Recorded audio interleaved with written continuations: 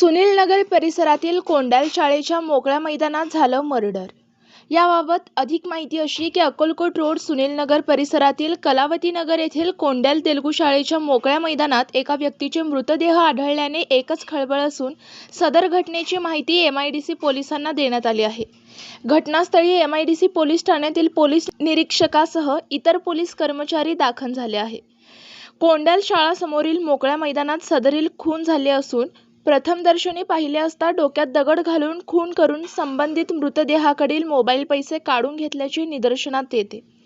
दरम्यान सदरील घटना ही रात्री घडल्याची चर्चा असून नेमकं खून कोणी केलं, कशासाठी केलं, काय कारण आहे या संदर्भात सध्या पोलीस तपास करत आहेत।